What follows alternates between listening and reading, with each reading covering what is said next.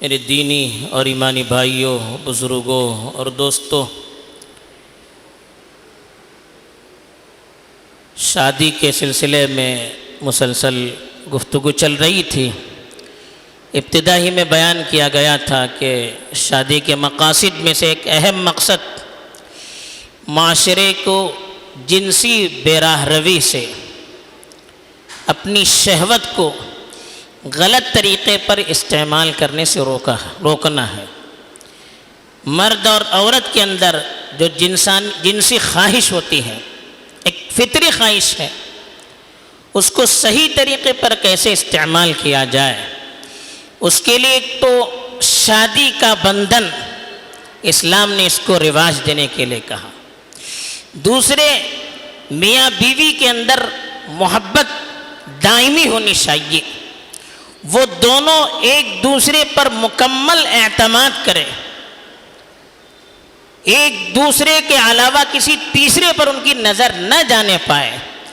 اس کے لیے اور معاشرے کو عمومی اعتبار سے غلط رخ پر جانے سے بچانے کے لیے اللہ تعالیٰ نے پردے کا نظام عام کیا ہے، تاکہ اسلام جس معاشرے کو پروان چڑھانا چاہتا ہے، پاک دامنی کا معاشرہ جس میں حیا عام ہو، جس میں لوگ ایک دوسرے پر مطمئن رہ سکیں، جس میں لوگوں کی عزت اور ناموس کی حفاظت ہو سکے، اس کے لیے شریعت نے کچھ اصول بتائے ہیں۔ مردوں کے لیے بھی کچھ اصول بتائے ہیں، عورت کے بھی کچھ اصول بتائے ہیں، اس لیے کہ انسانی شہوت ایسی ہے جو انسان کو غلط کاموں پر ابھارتی ہے۔ سب سے پہلے عورت چونکہ ایک نازک معاشرے کا ایک نازک پہلو ہے، جس کی نزاکت سے دوسرے اس پر فریفتہ ہو سکتے ہیں، اور عورت جب غلط راہ پر چلتی ہے پورے معاشرے کے بگڑنے کا خطرہ ہوتا ہے۔ اس لیے خاص طور پر عورتوں سے اللہ تعالیٰ نے کہا کہ وہ بے ضرورت گھر سے باہر نہ نکلے۔ اپنی حفاظت کے لیے، پردے کے نظام کو قائم رکھنے کے لیے سب سے پہلی چیز جو عورتوں سے کہا کہ بے ضرورت وہ گھر سے باہر نہ نکلے، اس لیے کہ اسلام نے مرد کو عورت کا ذمہ دار قرار دیا ہے۔ عورت کی جو ضرورتیں ہیں، کھانے پینے کی ضرورت ہے، پہننے کی ضرورت ہے، نان نفقے کی ضرورت ہے، گھر بار کا نظام کرنا ہے، یہ سارے مرد کی ذمہ داری ہے، جس کی تفصیل انشاءاللہ آگے بتائی جائے گی۔ جب مرد ساری ذمہ داری کو سنبھالتا ہے، اور سنبھالنی چاہیے اس کو، تو پھر عورت کو بیجا گھر سے نکلنے کی ضرورت نہیں ہوتی ہے۔ اشد ضرورت ہے، کوئی نہیں ہے، کوئی بیماری ہے، علاج کرنا ہے، تو یہ الگ مسائل ہیں۔ تو عورت سے قرآن نے بھی اللہ کے رسول کی بیویوں سے خطاب کر کے کہا، جو سب سے مقدس اور سب سے پاکیزہ عورتیں، جن کا کسی غیر مرد کی طرف نظر اٹھا کر دیکھنا، اس کا تصور کرنا بھی گناہ، کوئی غیر مرد ان کی طرف غلط نگاہ سے دیکھے، یہ تصور ہی انسان کو کفر تک پہنچا سکتا ہے۔ اتنی مقدس اور پاکیزہ ہستیاں، ان سے کہا گیا کہ وقرن فی بیوتکن، آپ اپنے گھر میں رہیں، باہر نہ نکلیں۔ جیسے جاہلیت کے زمانے میں بیجا باہر نکلتی تھی، ویسے باہر نہ نکلیں بلکہ اپنے گھر میں رہیں۔ یہ جب اللہ کے رسول کی بیویوں سے کہا جا رہا ہے، پھر دوسری عورتوں کے لیے کتنی تاکید ہو سکتی ہے۔ اسی لیے اللہ کے رسول صلی اللہ علیہ وسلم کی حدیث ہے، المرأۃ عورہ، عورہ کہتے ہیں وہ چیز جس کو چھپایا جاتا ہے، جیسے انسان کی شرمگاہ عورہ ہے، اس کو چھپایا جاتا ہے۔ عورت پوری ایسی چیز ہے جس کو چھپا کر رکھا جاتا ہے، جس کو حفاظت سے رکھا جاتا ہے، جس کو بڑے اعزاز اور احترام سے رکھا جاتا ہے۔ باحیا عورت اور محترم عورت وہ مانی جاتی ہے جو پردہ پوش ہوتی ہے، جس کے جسم کا حصہ پورا چھپا ہوا رہتا ہے۔ تو اس لیے کہا المرأۃ عورہ، عورت پوری کی پوری عورت ہے۔ عورت کو عورت ہی اسی لیے کہا جاتا ہے کہ وہ پردے میں رہنے والی چیز ہے، چھپ کر رہنے والی چیز ہے، بے حیا ہو کر گھومنے والی چیز نہیں ہے۔ تو اسی لیے کہا المرأۃ عورہ، عورت پوشیدہ رہنے والی چیز ہے، گھر میں رہنے والی چیز ہے، فَإِذَا خَرَجَتْ اسْتَصْرَفَهَا الشَّيْطَانُ، کہا جب وہ باہر نکلتی ہے تو شیطان آنکھیں پھاڑ پھاڑ کر اس کی طرف دیکھتا ہے. یعنی جب عورت باہر نکلتی ہے تو شیطان مردوں کے دلوں میں غلط وسوسے ڈالتا ہے. پھر مرد عورتوں کی طرف دیکھنا شروع کر دیتے ہیں جن عورتوں کی طرف دیکھنا ان کے لیے جائز نہیں ہے. جب غیر مرد کی عورت، غیر مرد کی نظر جب غیر عورت پر پڑے گی، اس کے بعد جو سلسلے شروع ہو جائیں گے، ہم کہہ نہیں سکتے کہ یہ چیز انسان کو کہاں تک پہنچا سکتی ہے. اسی لیے کہا وَلَا تَقْرَبُوا الزِّنَا، کا قرآن نے یہ نہیں کہا کہ زنا مت کرو، بلکہ زنا کے قریب بھی مت پھٹکو. یعنی ہر وہ چیز جس سے انسان کی خواہشات ابھر سکتی ہے، جو انسان کو گناہ کے کام تک لے جا سکتی ہوں، جو زنا پر اس کو ابھار سکتی ہوں، ان تمام چیزوں سے، ان تمام وسائل سے اسلام نے روکا ہے. اسی لیے عورت سے کہا کہ غیر مرد سے اگر ضرورت پر گفتگو کی ضرورت پڑے، بے ضرورت نہیں، اس لیے کہ باتوں سے بھی دل کے اندر غلط خواہشات ابھرتی ہے، باتوں سے بھی پھر سلسلے بڑھتے ہیں. کتنے واقعات ایسے ہیں کہ چیٹنگ کرتے ہوئے آپس میں دوستی ہوئی، پھر تعلقات کہاں کہاں تک پہنچ گئے. جب چیٹنگ کرنے میں اتنی تاثیر ہے تو گفتگو میں کتنی تاثیر ہو سکتی ہے، عورت کی آواز میں کتنی تاثیر ہو سکتی ہے، جس سے ایک غیر مرد کے دل میں کیا کیا خیالات ابھر سکتے ہیں. پھر اس کے نتیجے میں معاشرے میں کتنی برائیاں عام ہو سکتی ہیں، یہ اپنی آنکھوں سے ہم دیکھ رہے ہیں. تو اس لیے اللہ کے رسول کی بیویوں سے خطاب کر کے کہا اگر تمہیں بات کرنے کی ضرورت پڑے کسی غیر مرد سے، فلا تخضعن بالقول، میٹھی میٹھی باتیں مت کرنا، نرم و نازک آواز سے، اپنی نسوانی آواز سے بات نہیں کرنا، بلکہ کرخت آواز سے، کڑک آواز سے بات کرنا، تاکہ سامنے والے کے دل میں غلط خیال نہ ابھرنے پائے. فلا يخضعن بالقول فيطمع الذي في قلبه مرض، کہا کہ اگر وہ نرمی سے، نزاکت سے بات کرے گی تو جس کے دل میں پہلے سے کھوٹ ہے، وہ غلط خواہشات اس کے دل میں ابھرنی شروع ہو جائے گی. جب اللہ کے رسول کی بیویوں کا یہ معاملہ ہے تو دوسری عورت کا کیا کہنا ہے. اللہ کے رسول کی بیویوں کے بارے میں کوئی سوچ بھی نہیں سکتا کہ ان سے کوئی غلط تعلقات قائم کر سکتا ہے. جب ان کے بارے میں کہا گیا کہ ان سے کہا گیا غیر مرد سے نزاکت سے، نرمی سے باتیں مت کرنا، اس سے ان کے دلوں میں غلط خیالات پیدا ہو سکتے ہیں، تو پھر دوسری عورتوں کے لیے کتنی تاکید ہو سکتی ہے. یہ سمجھنے کی بات ہے. لوگ اس کو سمجھتے نہیں ہیں، اس کو معمولی سمجھتے ہیں. پھر اس کی وجہ سے جو معاشرے میں برائیاں پھیلتی ہے، جب وہ اپنے عروج کو پہنچتی ہے، حد کو پار کر جاتی ہے، پھر رونے لگتے ہیں کہ میری بیٹی کے ساتھ یہ ہوا، فلاں کے ساتھ یہ ہوا. اسلام نے بنیاد ہی سے کہا کہ بنیاد پر آپ بند لگائیے تاکہ بات آگے ہی نہ بڑھنے پائے. اسی طرح سے اگر بات کرنا ہی ہے ضرورت پر تو پردے کے پیچھے سے بات کی جائے. فَاسْأَلُوهُنَّ مِن وَرَاءِ حِجَابٍ ذَلِكُمْ أَطْهَرُ لِقُلُوبِكُمْ وَقُلُوبِهِنَّ، کہا کہ وَإِذَا سَأَلْتُمُوهُنَّ، مردوں سے کہا کہ اگر رسول کی بیویوں سے تمہیں کوئی بات کرنی ہے، کوئی سوال کرنا ہے، تو پردے کے پیچھے سے سوال کیجئے. کیوں؟ قرآن کہتا ہے ذَلِكُمْ أَطْهَرُ لِقُلُوبِكُمْ وَقُلُوبِهِنَّ، اس سے تمہارا بھی دل پاک رہے گا، ان کا بھی دل پاک رہے گا. کن سے کہا جا رہا ہے؟ صحابہ سے کہا جا رہا ہے. کن کے متعلق کہا جا رہا ہے؟ ازواج مطہرات کے متعلق کہا جا رہا ہے. تو کیا ہمارا معاشرہ صحابہ سے بڑھ کر ہو گیا؟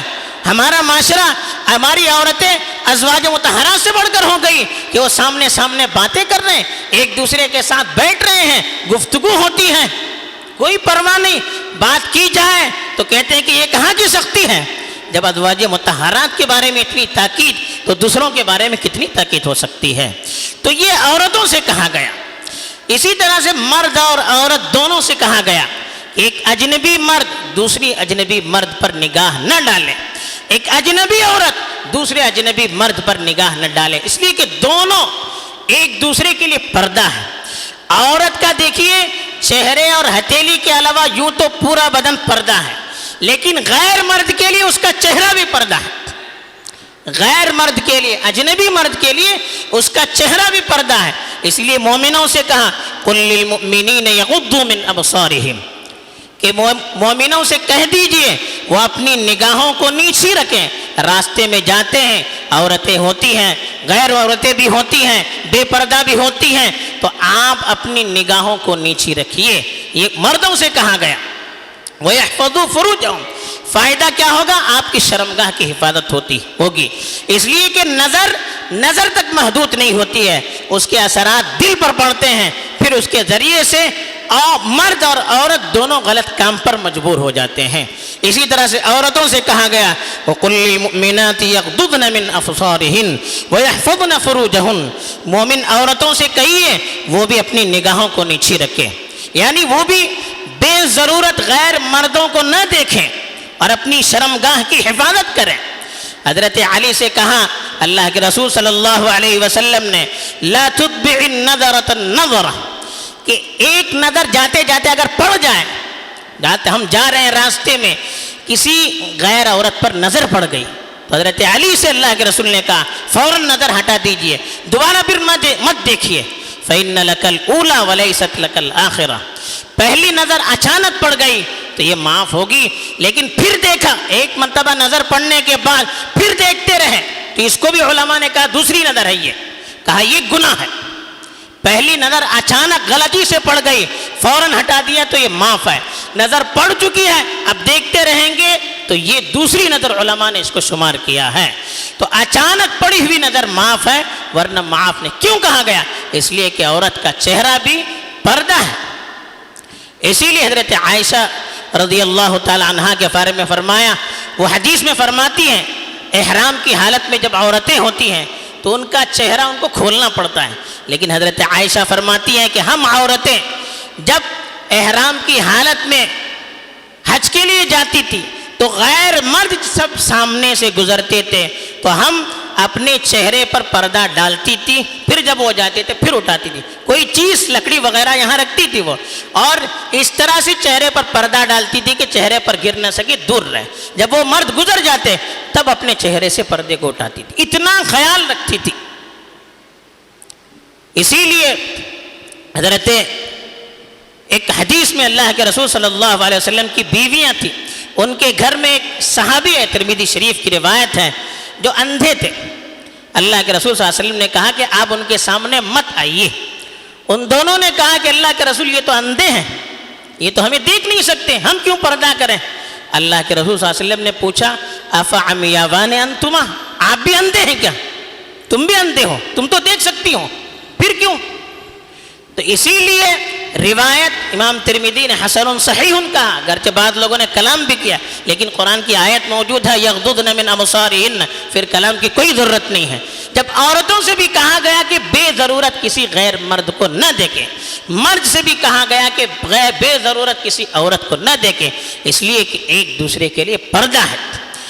اور پھر عورت سے کہا گیا, ایک عورت ہے, اس عورت سے کہا گیا کہ لا تباشر المرأة المرأة فتنعتها لزوجها كأنه ينظر إليها. کتنے احتیاط کیا قرآن نے, کتنے احتیاط کی حدیث میں تاکید کی گئی. کہا کہ کوئی عورت کسی عورت سے اس طرح سے گھل مل نہ جائے اور پھر اپنے شوہر کے سامنے اس کی صفات اتنی کھول کر بیان نہ کریں کہ جیسا کہ وہ دیکھ رہا. یعنی کوئی عورت کسی عورت کو دیکھ کر اس کا پورا جائزہ لے کر آئے اور اپنے شوہر کے سامنے اس عورت کا سراپا ایسے بیان کرنے لگے, باریک باریک چیزیں, کہ وہ عورت بالکل سامنے نظر آنے لگے. کہا کہ یہ بھی نہیں کرنا چاہیے. عورت کو دیکھنا تو دور کی بات, عورت کی صفات بھی غیر مرد کے سامنے کھول کھول کر بیان کرنے سے روکا گیا. کیوں روکا گیا؟ اس سے غلط تعلقات, غلط جذبات پیدا ہوتے ہیں. تیسری طرف مرد اور مرد کے لیے بھی ستر کہا, عورت اور عورت کے لیے بھی ستر ہے. مرد کو دیکھیے, کسی مرد کے سامنے آدمی اپنی ستر کھول کر نہیں آ سکتا. مرد کی ناف سے لے کر گھٹنے تک کا جو علاقہ ہے, یعنی وہ بمبئی جو کہتے ہیں, بمبی اور مڑی دو لوگ, تو ناف سے لے کے گھٹنے تک کے درمیان کا جو علاقہ ہے اس کو ستر کہا. یہ کسی کو دکھانا بھی حرام, کسی کا دیکھنا بھی حرام. بلکہ اللہ کے رسول نے تو صاف کہا الفخذ عورہ کہا, کہ ران جو ہے یہ بھی عورہ میں شامل ہے، نہیں یہ بھی چھپائی جاتی ہے، کسی کو دکھانا جائز نہیں ہے۔ ایک مرد کسی دوسرے مرد کو اپنے ناف سے لے کے گھٹنا جو آتا ہے اس کے درمیان کا حصہ دکھا نہیں سکتا۔ اب ہم چڈی پہن کے گھومتے ہیں، کھیلتے ہیں، کہاں سے اس کا جواز نکل سکتا ہے؟ ایسے ہی ایک عورت سے بھی کہا گیا، ایک عورت دوسری عورت کے سامنے اپنی شرمگاہ کھول نہیں سکتی، اس کی بھی ناف سے لے کر گھٹنے تک کا حصہ دوسری عورت کے لیے بھی ستر ہے، دکھانا بھی حرام، دیکھنا بھی حرام ہے۔ بلکہ یہاں تک اللہ کے رسول صلی اللہ علیہ وسلم نے کہا لا یفضی الرجل الى الرجل فی ثوب واحد ولا تفضی المرأة الى المرأة فی ثوب واحد، ایک مرد دوسرے مرد کے ساتھ ایک چادر میں نہ سوئے۔ کیوں کہا گیا؟ اس لیے کہ مرد مرد کے درمیان بھی خواہشات ابھرتی ہیں، پھر شیطان وہاں پر آتا ہے۔ آج دیکھیے کیا ہو رہا ہے معاشرے میں، اس کے نتیجے میں کیا ہو رہا ہے، باقاعدہ قانونی طور پر مرد مرد کے ساتھ شادی کرنے کی اجازت دی جا رہی ہے۔ کیوں ہو رہا ہے یہ؟ اسی طرح سے عورت سے کہا ایک عورت دوسری عورت کے ساتھ ایک چادر میں نہ سوئے۔ بہت سے علماء نے اس سے استنباط کر کے لکھا ہے ایک تخت پر بھی ایک مرد دو مرد نہ سوئے، دو عورت نہ سوئے۔ کیوں؟ اس سے بھی غلط خیالات دل میں پیدا ہوتے ہیں، اس سے بھی شیطان غلط شہوتوں کو غلط طرح سے بھڑکاتا ہے، پھر نتیجے میں غلط تعلقات پیدا ہوتے ہیں۔ آج یہی ہو رہا ہے، مرد مرد سے شادی کرتے ہیں، عورت عورت سے شادی کرتے ہیں، کیا کیا گندگیاں پھیلتی ہے۔ اسی لیے اسلام نے جڑ سے کاٹ دیا کہ اس طرح سے کوئی کام نہ ہونے پائے کہ جس سے ایک دوسرے کے بارے میں دل کے جذبات بھڑک سکیں، چاہے مرد مرد کے سلسلے میں ہو، عورت عورت کے سلسلے میں ہو۔ یہاں تک کہا اللہ کے رسول صلی اللہ علیہ وسلم نے چھوٹے بچوں کے سلسلے میں کہا کہ جب وہ 7 سال کے ہو جائیں تو ان کو نماز کا حکم دیجیے، اور کہا وَفَرِّقُوهُمْ فِي الْمَضَاجِعِ، ان کے بستر الگ کر دیجیے۔ کیوں کہا ہے؟ اب بچہ بڑا ہو رہا ہے، 7 سال 8 سال 9 سال کا ہو رہا ہے، کہا کہ اب ایک بستر پر 2 بچوں کو مت سلائیے۔ کیوں؟ اب ان کی شہوتیں بھڑکنے کا موقع ہے، پھر کل کو آگے جا کر جو تعلقات ہو سکتے ہیں اس سے پورا معاشرہ بگڑ سکتا ہے۔ اس لیے ایک گھر میں جو بچے ہوں گے تو بھائی بھائی ہوں گے نا، ان سے کہا گیا کہ وہ جب ذرا بڑے ہو جائیں تو ایک بستر پر دونوں کو مت لیٹائیں۔ کیوں کہا گیا ہے؟ معاشرے کی حفاظت کے لیے۔ تو اسی لیے یہ ستر کہا گیا۔ ایک عورت جو غیر ہے، اجنبی ہے، وہ دوسرے مرد کے لیے تو پورا بدن اس کا ستر، چہرہ بھی ستر ہے، بے ضرورت کے کسی غیر مرد کے سامنے وہ اپنا چہرہ بھی کھول نہیں سکتی۔ ضرورت ہے کوئی آدمی ڈاکٹر کے پاس جانا ہے یا کوئی معاملہ چل رہا ہے جس میں گواہی دینی ہے، اس طرح کی چیزیں ہیں جہاں مجبوری ہے، وہاں چہرہ غیر مرد کے سامنے کھولنے کی اجازت ہے، وہ بھی اتنی دیر کے لیے جتنے میں ضرورت پوری ہو جائے، اس سے زیادہ کھولنے کی اجازت نہیں ہے۔ ایسے ہی کہا کہ ایک مرد کا دوسرے مرد کے سامنے اپنے سطر کا یہ حصہ کھول نہیں سکتے، ایک عورت دوسرے عورت کے سامنے کھول نہیں سکتی۔ البتہ محرم مرد ہے، محرم مرد کا مطلب جن سے شادی نہیں ہو سکتی۔ اب شادی جن سے نہیں ہو سکتی پہلے سے معلوم ہو جائے تب دل میں غلط خیالات آتے ہی نہیں ہیں۔ ساتھ میں رہتے ہیں، ایک گھر میں رہتے ہیں، بھائی بھائی ہیں، پھوپھی ہے، خالہ ہے، ماں ہے، دادی ہے، نانی ہے، ان سب چیزوں کے بارے میں، ان سب عورتوں کے بارے میں کہا گیا کہ ان کے لیے وہ سطر نہیں ہے۔ چہرہ کھلا ہوا ہے، سر کھلا ہوا ہے ان کے سامنے، یا کوئی اور حصہ کھلا ہوا، بشرطے کہ ناف سے لے کر گھٹنے تک کا حصہ ان کے سامنے بھی کھول نہیں سکتے۔ باقی حصہ اگر ضرورت سے کہیں کھل گیا تب کوئی بات نہیں، ان لوگوں کے سامنے جو آپ کے بھائی ہیں، بہن ہیں۔ البتہ میاں بیوی کا معاملہ الگ ہے۔ تو یہ ستر کے سلسلے میں کہا، اور وہ عورت جس کو ابھی بالغ نہیں ہوئی ہے بچی لیکن دیکھنے سے شہوت بھڑک سکتی ہے، ایسی عورت کو بھی پردہ کرنا ضروری ہے۔ جب پردہ کرنا بھی ضروری ہے اور اس کو چھونا بھی حرام ہے، غیر عورت کو چھونا بھی حرام ہے، اس لیے کہ اس سے بھی لذت پیدا ہوتی ہے، اس سے بھی شہوت بھڑکتی ہے۔ پھر باتیں جو بتائی گئی کلام وغیرہ کی، یہ سب چیزیں جب شریعت نے اتنا کنڈیشن لگایا ہے تو ہمیں اس کا خیال رکھنا چاہیے۔ آج کل شادیوں کا موقع ہے، شادیوں میں لوگ سمجھتے ہیں کہ پردے کی کوئی ضرورت نہیں ہے، بے تحاشا بے پردگی ہو جاتی ہے۔ اس میں احتیاط کرنا چاہیے۔ ایسے ہی جنازے جب ہوتے ہیں میت کے گھر میں بھی عام طور پر پردے کے سلسلے میں کوتاہی ہو جاتی ہے، اس کا بھی خیال رکھنا ہے۔ دکان میں، آفس میں، مال میں جاتے ہیں، یہاں بھی پردہ ہے، یا گاؤں سے کہیں دوسری جگہ جائیں، بس پر، گاڑی پر، ٹرین پر، وہاں بھی پردہ ہے، اس کا بھی خیال رکھنا چاہیے کہ پردے سے کوئی خالی نہیں ہوتا۔ ایسے ہی فنکشن کرنا، جلسے کرنا، اس میں عورت مرد ایک ساتھ اختلاط کریں، مردوں کے سامنے عورت چہرے کھول کر انٹرویو دینے لگے اور اس طرح کی چیزیں ہونے لگی، پھر کہاں معاشرہ محفوظ رہے گا؟ عورتوں کی آوازیں سنانی جانے لگے، کہاں معاشرہ محفوظ رہے گا؟ ہم معاشرے کو محفوظ رکھنا چاہتے ہیں یا توڑنا چاہتے ہیں؟ جب شریعت اتنی تاکید کرتی ہے ایک معاشرہ محفوظ ہے، توڑنے کی کیوں ہم کوشش کر رہے ہیں؟ اس میں کیا خیر رکھا ہے؟ کل کو رونا پڑے گا، ہماری بھی اپنی بیٹیاں ہیں، ہمارے گھر میں بھی اپنی عورتیں ہیں، ہمیں ان کی فکر ہوتی ہے تو قوم کی عورتوں کی بھی فکر کرنی چاہیے۔ پھر اسکولوں میں، کالجوں میں کیا بے احتیاطی ہو رہی ہے، کس طرح سے اختلاط ہو رہا ہے، لوگ آ کر تاثر بیان کرتے ہیں، دل روتا ہے، لیکن کس سے کہیں، کیا کہیں، کون سنیں گا؟ کل کو اللہ کے سامنے مجھے بھی جواب دینا ہے، آپ کو بھی جواب دینا ہے۔ ہمیں اپنے معاشرے کی حفاظت کرنی ہے، اپنی عورتوں کی حفاظت کرنی ہے، خود اپنی بھی حفاظت کرنی ہے، اور جو اللہ تعالیٰ نے، رسول اللہ صلی اللہ علیہ وسلم نے ایک پاکیزہ معاشرے کی بنیادیں جو بتائی ہیں اس کو قائم رکھ کر ہمیں آگے بڑھنا چاہیے۔ اللہ تعالیٰ ہمیں توفیق دے، آمین۔ وآخر دعوانا ان الحمد للہ رب العالمین۔